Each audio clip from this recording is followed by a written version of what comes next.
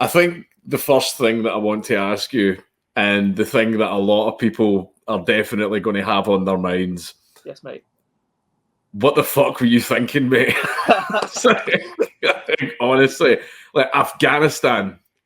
Well, to be honest, I have a very small sense of fear in general. So in the end, I just kind of thought, I saw these YouTube videos and it seemed like a decent place, in terms of history, culture, some religious aspects. And to be honest, I wanted to do some charity work. In my earlier days, I didn't spout too much about it, just because in Catholicism, you're basically not meant to say, if you're doing charity work, like your left hand can't know what your right hand's doing. So I didn't mention it too much, but I had like £700, half a month's worth of paychecks. I was going there to hand out to people, help people out. And I basically spoke to some advisors. I spoke to the Afghanistan embassy too. Basically, everyone said it was going to be safe. So I'm speaking to 4 locals, and I trusted them. So I didn't think Kabul was going to fall in a few days. If it wasn't, I wouldn't have gone, to be honest. Yeah. Smart decision. Yeah, fair enough. Yeah. Right. So you had no idea that basically shit was about to hit the fan. I thought she was hitting the fan outside the city. Fair enough. I thought everything would hold up for 30, 90 days maybe. And you would have been long. You would have been long gone before then. I was following the news closely, but I was thinking, well, every global intelligence agency is pretty much right. But then I realised, you never trust the CIA or MI5 or anything like that. So, yeah. Yeah, fair enough. Speaking of the CIA and MI5, right? Because there are a few other theories going around, and I'm just going to be honest with you and come out and ask you: are you a glowy? I'm not fed or anything, mate. Okay. I'll be kicked out as a fed. Trust me, like. Right. Okay. And so no ties to the CIA, no MI5, none of this other stuff or anything. No. No, mate. To be fair, I did apply for an internship once, but I got denied. I don't know why. Right. Fair enough. Okay, then that's fine. Well, just when did you actually arrive in Afghanistan? I believe, off the top of my head, it was around the 12th or 13th. I got my passport stamped, so I arrived, and then my friends picked me up, and we basically went to the safe house. You were only there for about a week? Less than that, even. I think 4, maybe 5 days off the top of my head, just because the flights were stupidly long. I lost track of some time zones, give or take half a day, basically. Right. 4 or 5 days. But it was an interesting 4 or 5 days, to say the least. Yeah, I can imagine so. So you see, you went over there because you were just interested in seeing the country, seeing the culture, but also like the danger aspect of it excited you a little bit. Well, I didn't think I was in too much danger. I just wanted adventure, to say the least. It was my last ever summer because I have university. My final year basically means I'm going to get a job straight after it. I'm going to be working until I'm 40 at least, and then I realised I'm not going to have a week or 2 free. Might as well go to Afghanistan. I originally wanted. As you do. Most people say like, let's go to Newcastle for a piss up or something, but you wanted to go to fucking Afghanistan. Oh, I wouldn't go to Newcastle. That's a bit dangerous, mate. Fair point. Well, when you were there, before things like hit the fan, like what type of things were you doing? You say that you had friends there. Were they just Afghan locals, or were they British people living in Afghanistan, or who were they? Was it just people that knew? Yeah. So yeah, it was a local. Basically, spoke to them. He had loads of friends who were just hanging out. They asked me if I wanted to smoke some hash. I said no, to be honest. But we were just hanging out in a safe house. Everyone was super friendly. Everyone shook your hands, told you their story, invited you for tea. The tea was really good, by the way. As a British person, it's excellent. Went to this place called Kandahar. It's about 200-mile drive. It was about a 200-mile drive, so we just kind of chilled out there. Met some people, historical monuments. Went to bird markets. Just normal things I've seen on YouTube. I thought, I want to go there and do that. We had to change our plans quite a bit because minute by minute we got told, we can't go here because Taliban. We can go here now because the Taliban's being pushed back, and so on, basically.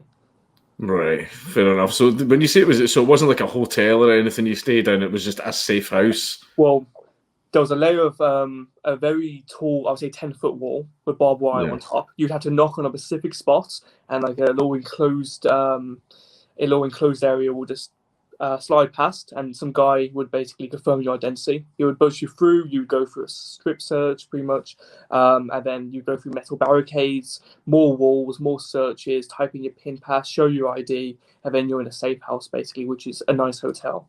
So I think he was used by government at some point, or decently high up people in the Afghanistan government. Right, fair enough. So how did you get booked into something like that? Did you just go on booking.com or something and compare it? Like no Premier Inns available or anything like that, no? Originally I tried that, so I got told by the embassy, you needed some tour guide, some local. I'm like, oh, fair enough, I can't go on my own, and just goof off. So I called up some geezers and I said, hey, I saw your website. How much would you charge? And they're saying, oh, we can't go to the capital, it's too dangerous. We have to go to this little sandy village up north that no one's heard of, and it's £1,000 a day. And I was like, no. So I kept on calling, and there's one guy said, oh, okay, mate, like £700 for 7 days, and all food and hotel and everything's included. I've been a tour guide for 10 years. I've been endorsed by the government. Here's my company. I go, yeah, sure. So it took some searching, but to be honest, it only took me an hour to book and figure it all out. I got the And that guy was your contact while you were there. Was that was your friend who showed you the ropes and the do's and don'ts of being in Afghanistan? A lot of don'ts, mate. Yeah, it was my lifesaver, honestly. Yeah. So did he help get you out? Basically, yeah, mate. So I paid him pretty much. And then he when shit hit the fan, he helped me throughout, basically. So no matter what, we ran to the hotel, we ran to the airport, the embassy together. The Taliban were walking past us, and he was just hanging out with me. He was scared, but at the same time, he knew it was the right thing to do to help someone out, and he just stuck by me. And I still owed him some money too, because all the banks and all the ATMs have run out. So I'm like, mate, I'll wire transfer you, I'll pay you extra. And he's like, no, I don't want to be paid, friend. I'm just here to help you out. So I'm like, this guy's solid. I'm still obviously going to pay him like as much as I can. Help him get asylum. I've emailed so many countries and called up so many people. But this guy, honestly, if he's the one guy who could be a potential American, he definitely deserves it. Like, this is the one guy that deserves immigration status. Absolutely love the guy. What a lad for helping you out at the risk to his own life. Is he? Have you been in contact with him? Is he safe? Is he okay? Yeah, constantly sending me documents like letters of recommendation, certification of jobs he's done with NATO and everything, and hopefully he's fine for now. He's got 6 kids and a wife. He doesn't mind me telling his details online. He's actually encouraged me to do it. So anything I do say, he's basically said I can do that. So I'll clear that up. I would say, just for his safety, I would advise don't do that. Don't give any information out about him. Just for his safety, I would advise maybe not. Unless if you're contacting embassies and stuff like that to try and get him out, then that's fine. But public, no, I wouldn't. I definitely wouldn't. Just in case, to keep him safe. Yeah. How he works in Afghanistan. You've got a public name, and then you've got kind of a private family name. So for him, he's only told me his public name that everyone knows. So it works a little bit better. It is safe, but he is quite worried in general. So I'm trying to help him out. And hopefully, if he gets sent to a different country, I'm going to see him instantly and buy him a drink, basically, and help him around as much as he can till he's settled. Oh no, definitely, yeah. I have to say, you definitely owe him one. That definitely did, yeah. Yeah, absolutely. But during your travel, so obviously you did some tourist things. You went around, saw the sights, ate the food and everything. Yes. At what point were things starting to kick off? Like, were you just sitting, like, eating some dinner one night, and people went, the Taliban's at the gates of the city, by the way, boys. Better phone a fucking Uber. Like, what happened? So I woke up one morning. I went for the bathroom and I realised I clogged the toilet from the night before and I couldn't use it. So I thought, okay, well, I'll head out to like a restaurant and just use their bathroom or whatever. And I got out and I smelled smoke and I thought, okay, what's going on? Look around the corner. There's people burning stuff, people running around. ATMs are being looted and it's 7 a.m. So, I didn't lie in or anything. And basically there were hundreds of people just lining up. Soldiers were driving across. Shit hit the fan, basically. My tour guide called me up, said, yeah, meet me right now. And we thought, okay, well, we're going to try and get out as soon as we can. Still, everything just went to poop, basically. it happened in the space of a few hours when we found out that the Taliban gave the government an ultimatum saying, surrender by 4 p.m. or there's going to be war. So most of the army, I knew things were dire when the army just gave up and ran away without us even hearing the Taliban were coming. Yeah. Like, so you actually saw the army just bailing out of Afghanistan? Yeah, exactly. They were just throwing their guns on the floor, just running away. They were like pushing civilians out of the way. People. Seriously? So when they were driving, traffic's terrible in Kabul. But when people were driving, you basically there's no traffic light, so you'd beep your horn to try and get through and get the right of way. But that wasn't working now, of course, because everyone's trying to get out. So what people would do is get their AK-47, hang it out of a window, and shoot in the air just to get the right of way. Fucking hell, man! Yeah, exactly. Hey, yeah, that sounds like a little bit of a desperate situation there. Yeah. So what did you do after that? You went to meet your tour guide, and then what happened after that? Did you go back into the safe house? And obviously, from what I've seen online, I managed to get little snippets of things that happened. Obviously, the safe house wasn't as safe anymore, so you obviously had to leave. There was a few safe houses, so I'll talk you through the story. So we started driving. We thought, we would pick up some supplies, get some more money, and just head off basically and bunker out maybe and see updates. When we realised the Taliban were literally over the hill, we started driving the opposite direction back home. But it was gridlock, so we were sitting in the car for a few minutes, thinking, let's get out. Realised no one is basically going to clear the traffic, and there's cars that have rammed themselves up the road. The traffic's fucked. So we got off the car, abandoned it, started running basically. And we were about 40 minutes from a safe house. So we saw the Taliban coming. I was jogging. I put on a burqa I bought from one of the corner shops. So I'm pretending to be a woman basically, so they don't see I'm a Western white guy. And then, eventually after running for about 40 minutes in the heat, I get really tired and everything. So I take it off and I put on a headscarf. And to be fair, people don't notice still because they're too bothered about themselves, which makes sense. Eventually we get to the safe house. I pack all my stuff. We abandon it. The family that owns it almost didn't answer because they were leaving themselves. So that was a bad sign where the safe house has been abandoned by the people that own it. Then we run to the embassy. And basically, there's some guy at the embassy who's basically saying, we've been abandoned, mate. Nothing to do here. We're screwed. No one's answering. There's no one inside. They burned papers. And I check some tweets and I think, that's right. Official. I'm screwed, basically. So I think airport next. So that's an hour away as well. So we start walking towards the airport. I'm burning up. We buy some water. My friend's still helping me out, of course. We're in good spirits. And we eventually get a taxi over there, but we have to abandon the car again because gridlock.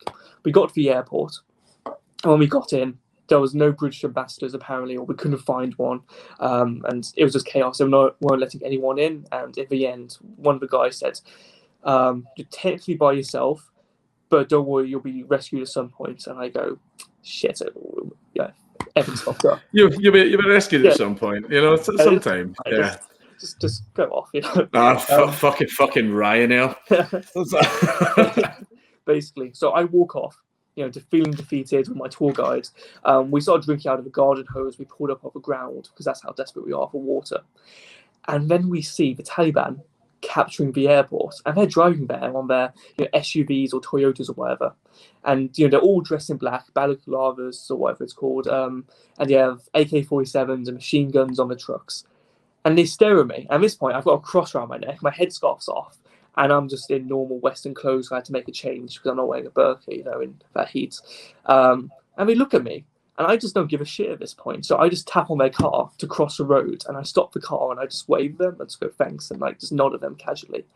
And the guy just looks at me and goes, and just we just walk off. I'm like, did that really just happen? But fairs. At that point, I didn't know the Taliban would be friendly to Western people to get them to fuck off, basically. So all intents and purposes, I thought I was going to be executed at that point. So I just didn't give a shit. Jesus Christ, man! It was nice. It was nice enough to let them, them to let you cross the road. That was good of them. Yeah. Fine. So what happened after that? After you left the airport, where did you go? Yeah, so we were just wandering a little bit, speaking to some locals. That's when my translator really shined because, of course, I didn't know I don't know most of the language. I know snippets, but I'm not conversational. So we speak to some people. We go up and down some streets, and eventually we find out there's a safe house about 20 minutes away from the place, from the airport. So we go down there, and the Turkish guys are waiting outside with resistance forces. I show him my passport, and the guy basically says no, from what I can figure out. And then my tour guide, he begins arguing for me, and he's very angry, just like, help this guy out, basically. And I'm just thinking, I owe this guy my life, basically. I'm going to do whatever I can to help him, in the upcoming days, like I am now. And eventually, they let me in. They gave me a key card. They gave me Wi-Fi before anything else.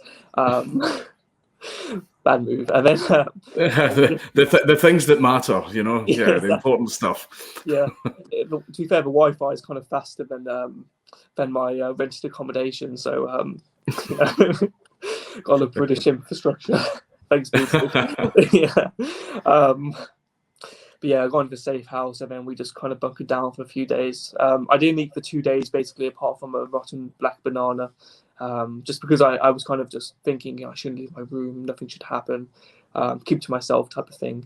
But at the end, I just started, talking, getting information, getting some attention. So even though people are saying, live streaming was an issue, people actually managed to contact embassy members for me because of this, because of the awareness it brought up. So it really did work out in the end for me, thankfully. No, that's good. I seen one picture of you where you've got your vest on and you're all tooled up and everything. Who was it? Who was it you met? Yeah, so I can't say names. However, don't say names. No, obviously, The first night, I just came across this army guy. He was like, what are you doing here? And I go, charity and tourism. And he's like, what the fuck, mate? Come upstairs, come and have a drink with us. Now, I don't drink. I haven't drank since I was 14 years old. I haven't had a sip of alcohol apart from a communion. But they basically poured me like a glass of whiskey. I said, fuck it, I started drinking a little bit. And they were just joking around, throwing Pringles across the room, arming me up, taking photos. They thought it was hilarious. It was basically some NATO forces. And they said I had balls of steel and just thought, we're going to look after this guy. Well, that was good of them. So is it them that how did eventually, like after that, you get out? Did they take you to an embassy, or what did they do? Yeah, so we were in the safe house for a decent amount of time. So we were just kind of gathering information, but we found out that the Taliban didn't actually want to hurt us. They just wanted us to fuck off, basically, so they can do whatever their agenda was, sadly. So they gathered up about 100 refugees and people that were expats like myself, and we had a lot of Filipinos and lots of Americans and Australians and so on. And then they got all the resources, we put it on a truck, and we basically just walked towards the airport again. The Taliban said, don't come out with no weapons, we're not going to harm you. So the Taliban escorted us, and as we were walking out, the Taliban were taking photos of us, and I saw some of them on TikTok. I saw their phones, and apparently Taliban TikTok is a big thing. Like that's where they post all their videos for some reason. Taliban TikTok. All right, okay then. Yeah, Jesus. The triple T. Yeah, me man. But Trump can't be on Twitter. But anyway, sorry, continue. Well, one of them's a regime and one of them's a Taliban, so. But fair. So when you get into the airport and the Taliban are doing a collab with you on TikTok, like what happened? Did you just get led to a plane? They started filming all of us because we're walking single file, and to be honest, soldiers were like, just wave and smile, they're going to be filming you, they're actually kind of safe at this point. So I'm like, fair enough. And some of them spot me, some of the like 18-year-old Taliban members spotted me, and they pointed at me, their eyes widened, and they literally start filming me, and I go, oh, this fucking know me. So they've seen the threads, I'm guessing. So there's some geezer. Habibi, I seen your thread on 4chan. Fucking funny, Habibi. Jesus Christ. Oh fuck me! So after you're walking through the airport like single file, right? And from what I gathered, apparently there was a Taliban side of the airport, and then there was a still US controlled side of the airport. So did you go into the US controlled part? Exactly, but we could see the Taliban controlled. So there was this like area across the field where this one Taliban member with a whip was walking around a circle of people that have been rounded up just because they're acting rowdy or because they're waiting to be processed to take on a flight. And just whipping the ground around them so they don't freak out and start trying to storm the gate. So Right. we were just like laughing our asses off at this Taliban guy just whipping the ground. But we were reassured basically by the Taliban that everything's safe and everything's good. Most of the damage done was by the locals of the Afghanistan people. The Taliban were literally just like goofing off on. I've seen the videos; they were just goofing off on fairground rides and going to the gym and stuff. Yeah, I've seen all that as well. Yeah. I think one of them tried to get a selfie with me, but I was like, nah, I probably shouldn't, to be fair. Yeah, selfie. Yeah. Yeah. I'll admit, you know, some people have got into trouble for taking selfies with me. Really? Yeah, some people have gotten into trouble for that, but I think having a selfie with an actual member of the Taliban probably is a bit, that's a bit more controversial. So when you got to what happened? Did you just sort of walk up to like the entrance guard post of the American side of the airport and just go, "Hello, you may recognize me from such places as 4chan. Can I please get on a fucking plane?" Like, so what happened? Well, there was 100 of us, so basically it was in agreement that we would cross the sides. The Taliban and the members of the military were talking and negotiating and saying what was going to go on, so we were waiting a little while. Eventually, after a few hours, we crossed into the other side. They searched us, for anything dodgy, and then we started walking across a dirt road. But this dirt road, it just had no infrastructure, pretty much nothing. So we didn't know how long it was or where it would lead us. We just got told to go down this dirt road. And eventually, after like half an hour, we got told there's going to be a truck that's going to pick us up. But it's going to be like an hour till we have to wait, and we shouldn't walk any further.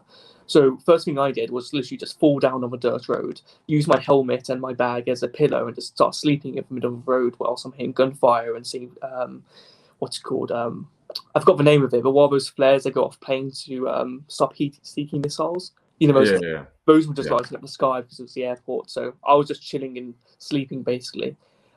Most of the 100 other people were looking at me like, what the fuck is this guy doing? But eventually they joined in because they got quite tired. And not gonna lie, you could see the Milky Way because there was basically no lighting. It was actually quite beautiful. Yeah. As the nation burns down around you, there's a message in there somewhere. Yeah. Right? I kind of pictured some soy boy, Reddit user just going, "Oh, it's like Star Wars" or something like that. Oh, Jesus Christ!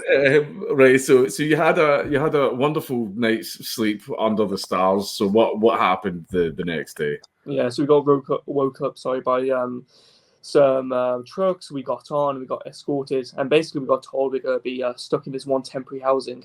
So in the UK, you got these temporary school buildings that are never actually temporary. They end up being this art studio or something.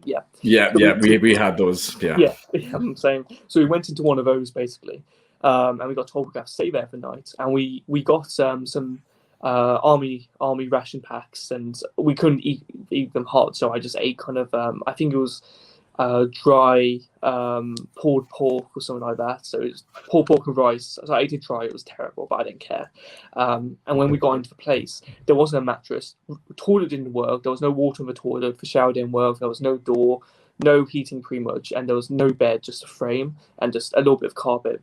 So I think the military kind of saw me just start sleeping on the floor, not giving a shit, and they were like, "This guy's all right," to be fair, after talking to me. So we just chilled out a little bit, tried to get some sleep, basically. And then we got woken up like half an hour later saying, hey, we're on the move, we've got a flight, we've got processing. So again, we started running and we bring all our bags. We go to another location. Now, everyone's restless. So we got told a car's going to come down from the airstrip and pick up 10, 15 people at a time, take them down, and then pick up another 10, 15 people. But people were trying to storm the truck every single time, and the army officers were getting so pissed off. So I was sitting on the sidelines with my newfound friends, and we were just laughing at the people trying to push on, and the army people were literally going, "Yo, fuck off, step back, fucking hell," and freak out. So we were just laughing at them because they were being, so I wouldn't say pathetic, but they just weren't listening, basically. Yeah, that's the only thing, because it could have went so much quicker, and you never know what happened if it was slower.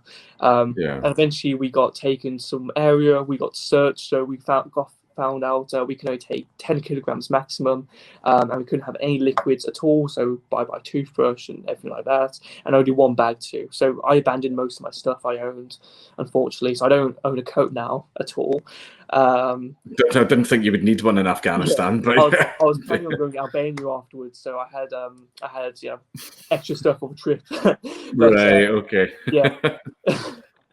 But I only had about 5 kilograms of stuff. And we went through search and everything. Dogs sniffed our bags. And eventually we got put in another room for 24 hours where we just slept on the floor again. And then we got put on the flights. And then finally put on the flight. And where was it? You went to Dubai?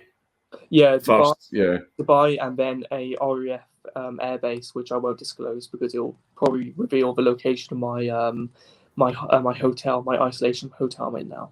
Right, okay. So basically you went from Dubai to some location in the UK, which obviously you can't disclose. London area. Yeah, exactly. Yeah, London area. But then, so you're not on the RAF base now, you got taken from there and chucked in the hotel. Oh, yeah. Yeah, right, okay. The hotel, nice little food, got teacups. Good. Right. Oh, Jesus Christ, man. Like, I mean, so that's you. You're in the UK and you're safe now. Are you getting in any kind of trouble for this? Like, any not like media and journalists, because fuck them. They moan about anything, but like any official type of trouble, you know, from I don't think so, but I've deleted all of my my favorite memes off my phone just in case. I definitely make sure you do that. You know, especially if you're in Scotland, you can get up to 7 years for spicy memes now. But so you're home and you're safe, and there's not going to, at least as far as you know, that you're not going to get dragged out there with the police and them going, "What the fuck were you doing?" No. Yeah. Well, technically, I didn't do anything illegal. I went to good faith.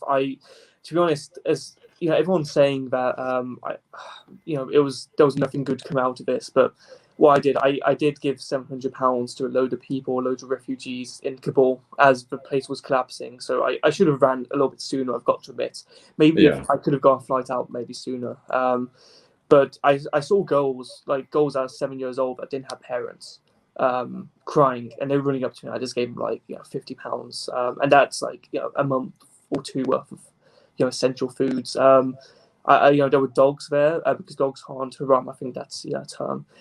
So they aren't kept or fed or anything like that. They're just feral, but it's still friendly to humans. So I saw dogs with ribs exposed and fleas and everything, and their skin their fur falling off. I think you've seen it before. So I just kind of gave them some food, and I just repeated that some of the day basically. So I like to think I did save a few people's lives, or maybe extend it and help a few people out.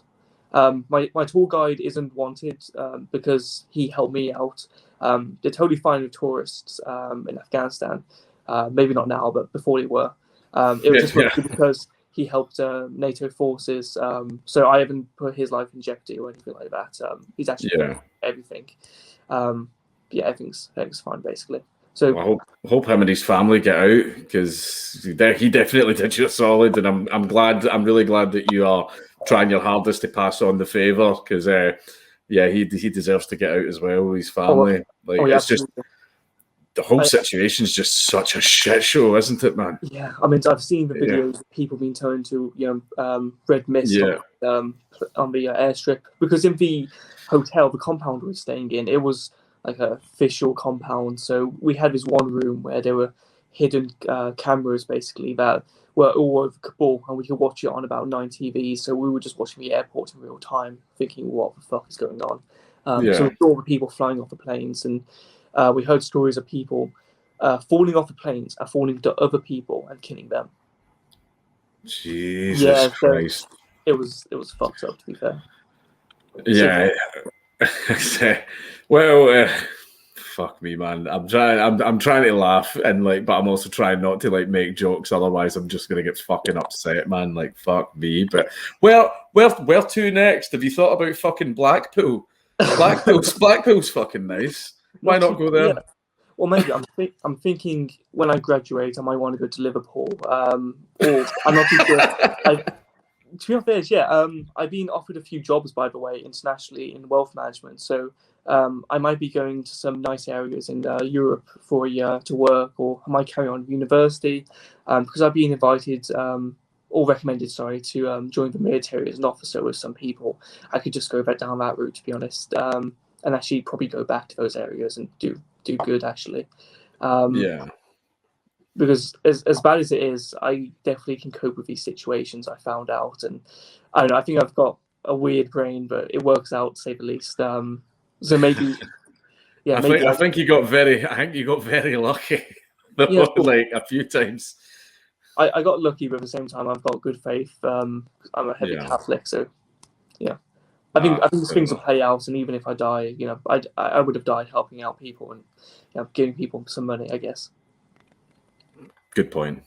Yeah, that's a fair point. But it's good that you're home safe. It's definitely good that you're home safe. So the plan next is obviously no trips to anywhere mental, but possibly taking a job in some nice, somewhere in Austria, maybe some nice little place with rolling hills and no insurgents. Like that, do you know what I mean? Yeah. Yeah, watch me go to Germany or something when Germany collapses. What again?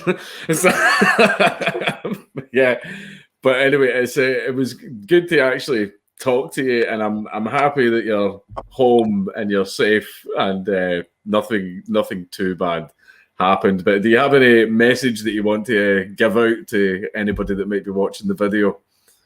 Actually, yeah, I want to say everyone who DM'd me, which I've worked through now, I just want to say thank you. I want to say thank you so much for giving me any information you came across, and also giving me some kind words. I did look at them as they came in. I didn't respond to most of them, but I'm working through them now, and thank you so much. I want to thank the armed forces for escorting me and so friendly to me, and also giving me the advice, and also about a glass of whiskey. If I ever see you in Loughborough or Nottingham or Leicester, those are my kind of areas for now, I'm going to buy you a drink, as many as you want, guys. And if anyone wants to meet up at some point, DM me, I'll buy you guys a drink too. I just want to say thank you to the UK government. When I said that I got abandoned, I just meant by the embassy, because they literally ran away, which is understandable, I don't blame them. But the UK government was a massive help, as always. I want to say thank you to my friends as well. They're helping me out. And the most important, of course, thank you to my tour guys. I'm still speaking to the moment. Last night I was up until 2 a.m. emailing every country I could think of and trying to figure out their system. I'm forwarding documents, I'm trying to negotiate, I'm sending off messages, I'm trying to go through connections, I'm trying to do everything at the moment. But I think because this is such a new situation and governments are slow, understandably, it's going to be a slow, painful situation. But hopefully we do get him out, and if we do, I'm going to basically help him survive and do well in the West. Yeah, definitely, and I definitely hope you succeed in doing that. Yeah, but brilliant. But thanks very much for doing the interview, my lord. Thank you. Least I can do. And I've been given some offers basically for interviews, which I've turned down. So Count Dankula one's the one I definitely want to do. But if I've had a few people DM me regarding book deals, and if I get any DMs regarding your payments, the only reason I will do it is because I'm going to give everything, all the money, all the profits basically to charity. If it's going to be a military charity or Afghanistan charity or something along those lines, and it's not going to my pocket because I owe them, obviously, and I'm going to do well by them. That's smashing. That's commendable. You're a good man for that. No, it's the least I could do. But yeah, I think some people are confusing my enthusiasm and my lightheartedness for arrogance. But I've got to admit, the hardest thing, I've got to be honest here. I haven't told many people this, but truthfully, I did genuinely think I was going to die. Now, I did think Christ was going to protect me, but at the same time, death might be part of his plan. So I thought I might die for a reason. And I thought if I was going to die, I might as well die, in a happy mood, with some confidence, and people see me smiling instead of me being miserable and expressing my concern and saying how things are fucked and watching my friends and family and everything like that freak out, basically. Yeah. Yeah. So I think obviously it went a little bit far, but at the same time too, I think the pressures and the confusion and the lack of hydration in a war zone may do that to me. So I see where you're coming from. Like I use jokes and humor and comedy to deal with horrible situations. Like I've been making a lot of jokes about the Afghanistan pullout purely because it's fucking horrible, right? And that's just how I cope with situations like that. But in a situation that you were in, I think it was just the mind's way of trying to deal with everything that was happening, where if I'm just smiling and happy and who cares, the mind has an easier time of dealing with it. So I think that's pretty much what was happening to you. Exactly. I mean, I read somewhere in some psychology post that if you just smile, your brain will just release some endorphins, and maybe that might help out. So I thought, why not? Best to have an attitude, and that's why all the people in the military were just having jokes, laughs about it. Not because they obviously thought the situation was a joke, it wasn't, but just because it helped them get through things. And the other thing I do want to clear up too is a lot of people are saying, I'm some rich spoiled kid because I'm in banking. I want to clear that up. Definitely not. No. So I haven't spoken to my family in years, just because there's huge issues on their side which I can't resolve or deal with as much as I try. Basically, I've worked a job since I was 14 years old. I basically paid this all myself. Everything I've done is self-funded. My parents used to be on benefits, so we basically used to do this thing called bin diving when I was 17. So we would go to the back of this local Iceland in my hometown, and we would basically just get out, throwing away food and eat it. I was homeless as well during my A-levels at some point, so basically life hasn't been too easy, to say the least. I'm not saying, obviously my life is terrible, which is not. It's great sometimes, but I haven't had it easy, so I don't want to see that on Twitter, constantly. I did see a few people saying that about you. This is obviously just some spoiled rich kid who got daddy's credit card, and I did see some people saying that. So that's obviously we know that not to be the case. I received a penny of parents' money since I was 16, let's say. And it's all government money anyway. Went around that time too. So and I'm a taxpayer now. For the last year or two, I've been doing university, which is physics. It's hard, and then I've been working a full-time job because during COVID, I've been working 9 to 5 at a retail job, and then I've been doing my investment banking internship because it's remote and it's in China. I've been doing that at night. So I've been doing 2 full-time jobs in university, and I've been smashing out, I've been earning it. So I don't want to say I deserve no backlash, of course, or no questioning or no digging into my past, but just if someone has any doubts, just ask me and I'll be able to clear it up for you guys. No, that's good then, because there were a few theories going around, especially with the whole, he's really a CIA agent and all this type of stuff, and I was sort of like, but what would that achieve? Really, I don't understand. Oh, I would be the worst CIA agent. The country collapsed around me. Maybe I'll be the best CIA agent. Fantastic. Speaking of that, anyway, I'm watching Narcos on Netflix now. So. Was it South America next? Aye, sure. Why not? Jeez, Well, Lord Miles, because that's what everyone's taken to calling you now. Thanks very much for doing this interview, and I wish you all the best of luck in your future. And maybe just pick your holiday destinations a little bit better next time. Thank you. I did before I went. I did plan to go to Syria, and I called up the Syrian embassy asking if I can meet Assad, like you heard. I've been told by friends he would say yes now, but I should probably say no, as I might turn down Assad. Yeah, I don't know. I don't know if he would make the best of company, if I'm being honest.